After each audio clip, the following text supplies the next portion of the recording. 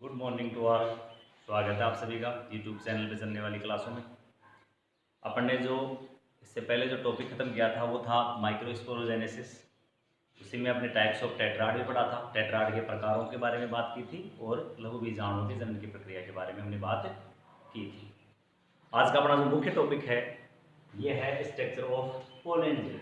Topic शुरू करने से पहले मैं आपको बता देता हूँ अपने सिलेबस के अकॉर्डिंग अपनी जो प्रथम यूनिट है वो चल रही है। यूनिट पहले जिसमें अपने 4 चैप्टर हैं, उन्हीं में अपना जो दूसरे नंबर का चैप्टर है नर एवं मादा युग्मकों में भेद, उनकी संरचना और विकास, उसकी बात कर रहे हैं हम।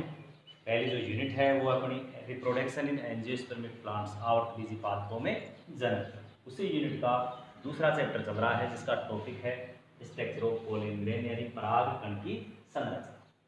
परागकण की संरचना शुरू करने से पहले अपन बात कर लेते हैं, इससे जो पहले वाला वीडियो अपन ने देखा था उसमें अपन बात कर रहे थे लास्ट में फॉर्मेशन ऑफ पोलन ग्रेन की बात कर रहे थे। सबके अंत में हमने बात की थी परागकणों के निर्माण की प्रक्रिया के बारे में।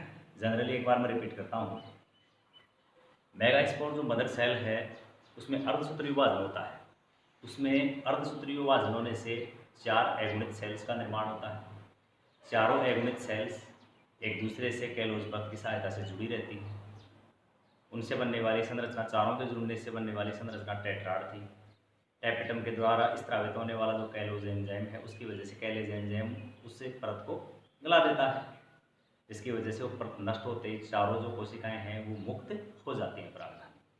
तो इस तरह वो जो चारों कोशिकाएं मुक्त होती हैं उनके चारों तरफ धीरे धीरे कठोर आवरण बन जाता है और परागकणों के निर्माण की प्रक्रिया संपन्न होती है। यह था परागकणों के निर्माण। उसके बाद अपन बात करते हैं परागकण की संरचना। अब देखो भाई, ये जो परागकण हम पढ़ने जा रहे हैं ये एक मेल रिप्रोडक्टिव बॉडीज है, इसको नर जनन निकाय कहा जाता है। क्या बात है भाई, इसका भी चाहता मेल रिप्रोडक्टिव बॉडीज कहा जाता है। इसे परागकण को नर जनन निकाय कहा जाता है। इसकी जो संरचना होती है वो अंडाकार या गोलाकार हमारे को देखने को मिलेगी। तो सभी चीज़ें अपन पढ़ रहे हैं, इनमें से बहुत सारी चीज़ें बोर्ड पे ऑलरेडी नोटेड होती हैं ताकि तुम्हें नोट्स बनाते टाइम या समझते टाइम समस्या न रहे। परागकण की संरचना में देखो, सबसे पहले परागकण वास्तव में क्या है, नर जनन निकाय या मेल रिप्रोडक्टिव बॉडीज इसे कहा जाता है। इसकी जो संरचना होती है वो अंडाकार या गोलाकार होती है।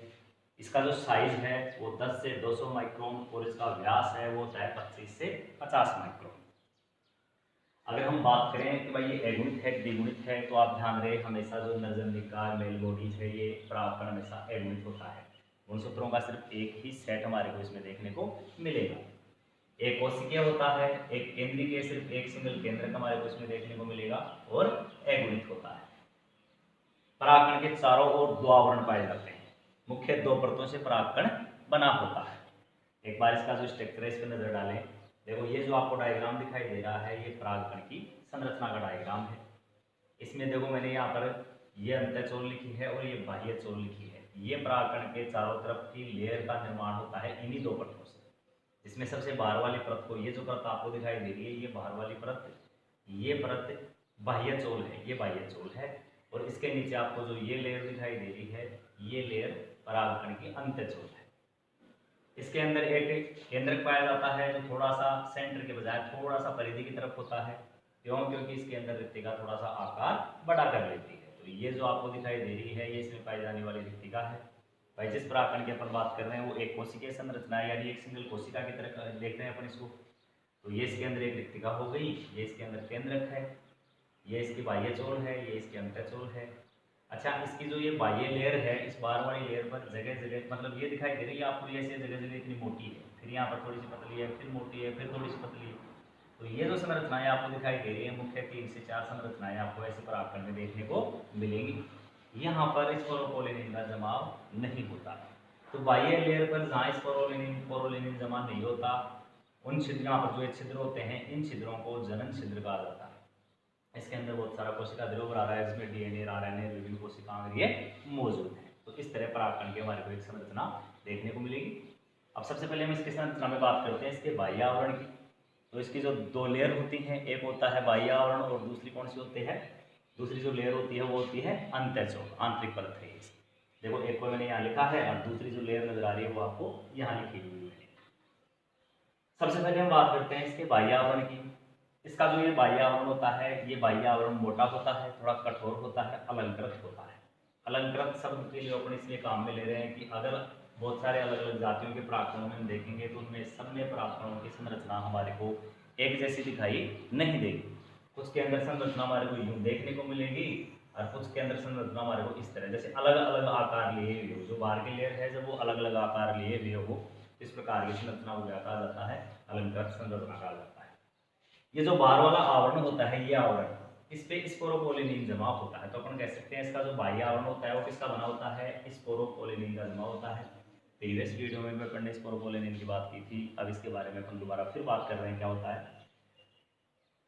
हाँ, इसका जो बाह्य आवरण है इस पे जगह जगह परागकण के बाह्य आवरण पर जगह जगह स्पोरोपोलिनिन का अभाव होता है। इन छिद्रों को जनन छिद्र कहा जाता है। यूं पर कह सकते हैं कि इसकी जो बाहर वाली लेयर है, इस बाह्य लेयर पर जगह जगह छिद्र होते हैं। ये वो छिद्र हैं जहाँ पर बाह्य लेयर पर स्पोरोपोलिनिन का जमाव नहीं होता। इन छिद्रों को क्या कहा जाता है भाई, जनन छिद्र कहा जाता है। अभी बता दिया मैंने तुम्हारे को, इन छिद्रों को जनन छिद्र कहा जाता है। ये जो जनन छिद्र हैं, इन्हीं जनन छिद्रों वाले स्थान से परागकण का जब अंकुरण होता है, जब इसका अंकुरण होगा, अंकुरित होकर जब ये नरयुग्मकोद्भिद बनाएगा, भाई अंकुरित परागकण को तो नरयुग्मकोद्भिद बोलते हैं।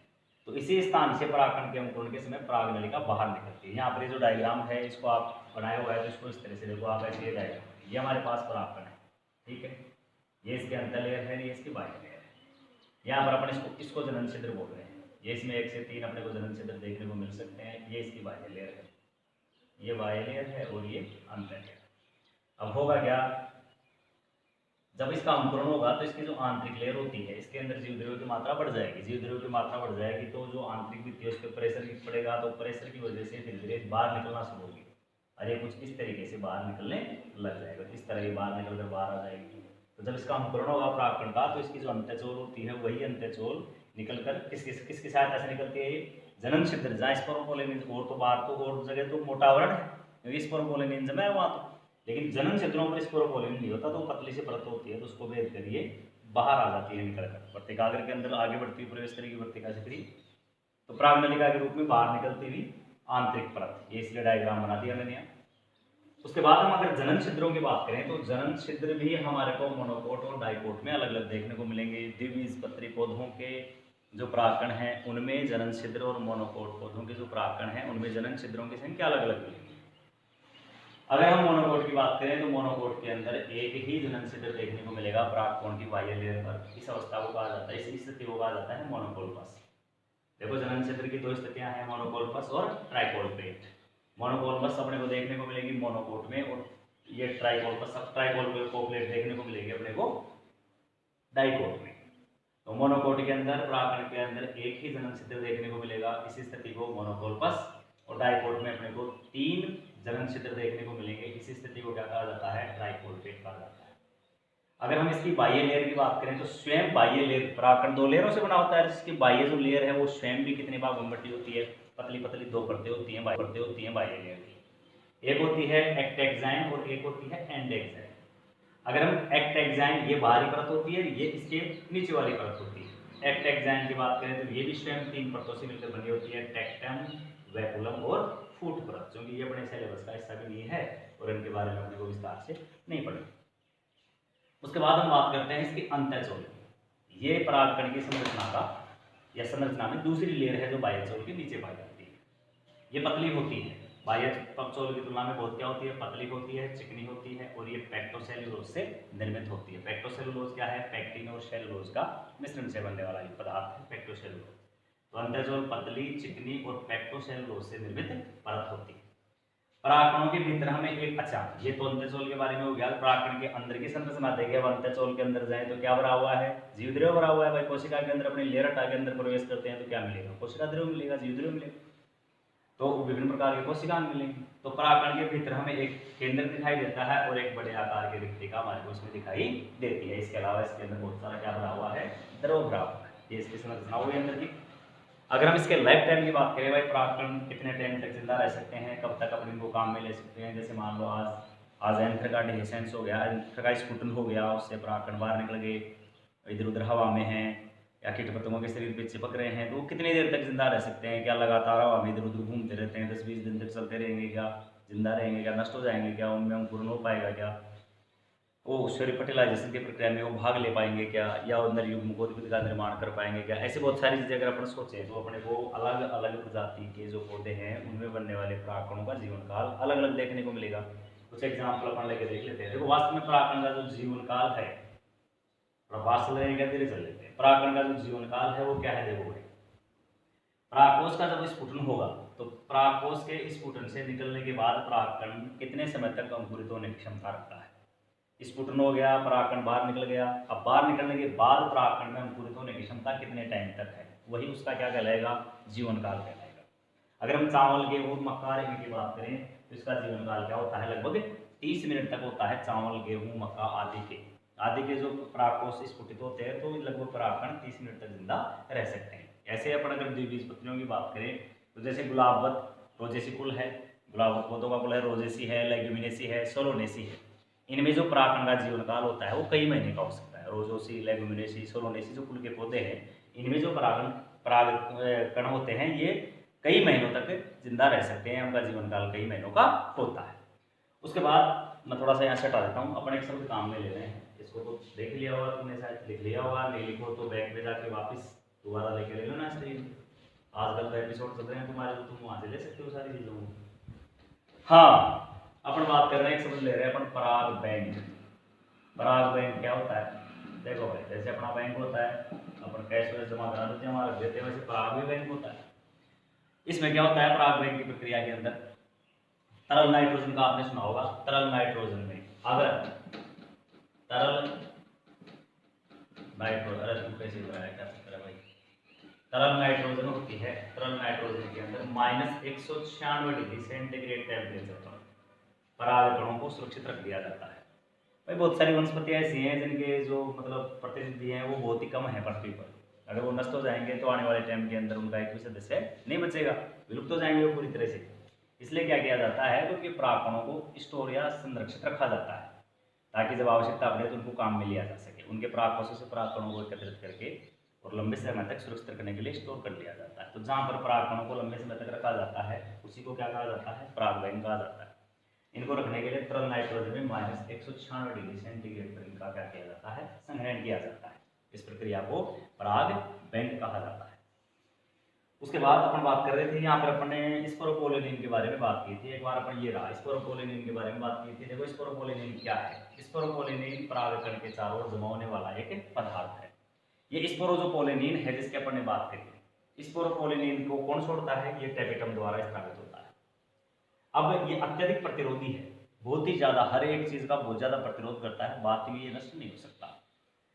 इस पर किसी प्रकार का कोई जैव विघटन नहीं होता, किसी प्रकार के कोई एंजाइम्स वगैरह इसको नष्ट नहीं कर सकते, किसी प्रकार का कोई ऐसा केमिकल नहीं है जो इसको नष्ट कर सकते। अब तक खोज हो गया, बहुत ही ज्यादा जटिल पदार्थ है, बहुत ही कारक यानी टेम्परेचर, तापमान पर का इस पर कोई इफेक्ट नहीं पड़ता, विभिन्न प्रकार के एसिड का भी इस पर कोई इफेक्ट नहीं पड़ता, नहीं तो एंजाइम इस पर क्रिया कर पाते हैं और नहीं भौतिक कारकों से प्रभावित होता है। ये क्यों जरूरी है, ये अल्ट्रावायलेट विकिरणों से, इनसे भी क्या करता है, परागकणों की पोषित, परागकणों के अल्ट्रावायलेट विकिरणों से फिर इसका कोई इफेक्ट नहीं, पता नहीं।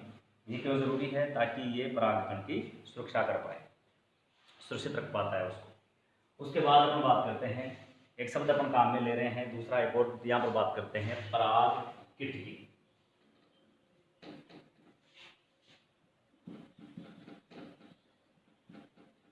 पराग किट या पोलेन किट भी कहा जाता है इसको। देखो पराग किट या पोलेन किट क्या होता है, देखो परागित जो पुष्प होते हैं वे पौधे जिनमें कीटों के द्वारा परागण होता है।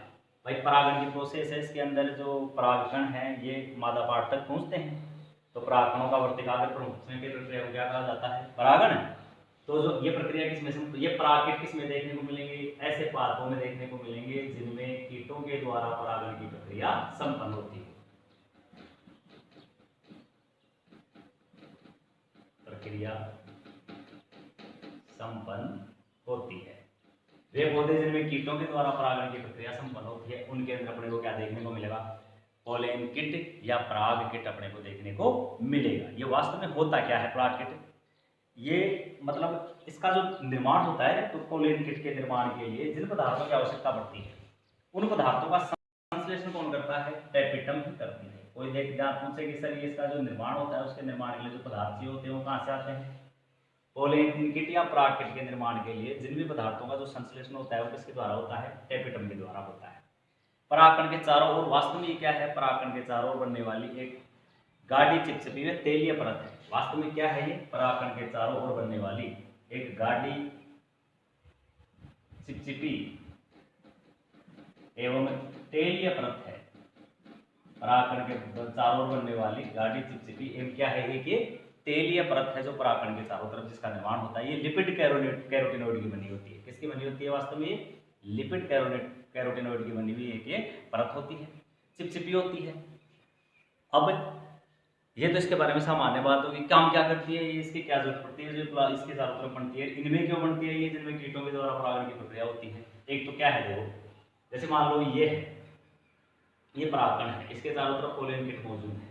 तो जब कोई कीट पतंगा इधर से गुजरेगा तो ये क्या है, चिपचिपी होने के कारण वो उसके शरीर से चिपक जाएगी। वो फूल भी मंडरा रहा है तो ये चिपचिपी है, तो उस कीट पतंगे के शरीर में क्या हो जाएगी, चिपक जाएगी। उसके साथ चिपक कर आसानी से उसके साथ चली जाएगी, तो परागण की प्रक्रिया सही तरीके से आसानी से संपन्न होगी। दूसरी चीज, ये परागण की सुरक्षा भी करती है। जो अल्ट्रावायलेट किरणें होती हैं, सूर्य से आने वाली पराबैंगनी किरणें, ये पराबैंगनी किरणें इस किट की वजह से परागण पर कोई सीधा इफेक्ट नहीं डाल सकती, तो ये क्या करती है, सुरक्षा भी करती है। और तीसरी चीज, ये आकर्षण का काम भी करती है, आकर्षित भी करती है। ये किसको, कीट पतंगों को, इनको आकर्षित करती है, जिसके कारण जो परागण की प्रक्रिया है ये ज्यादा संपन्न होती है। भाई जितना ज्यादा पराग कीट पतंगे ये पुष्पों के संपर्क में आएंगे, उनके साथ उतने ही ज्यादा परागकण इधर उधर चिपक कर जाएंगे, तो परागण की प्रक्रिया उतनी ही ज्यादा संपन्न होगी। Is that clear. तो ये जो अपना एक टॉपिक था वो था स्ट्रक्चर ऑफ पोलेन ग्रेन। अब अपना जो नेक्स्ट टॉपिक अपन शुरू कर रहे हैं।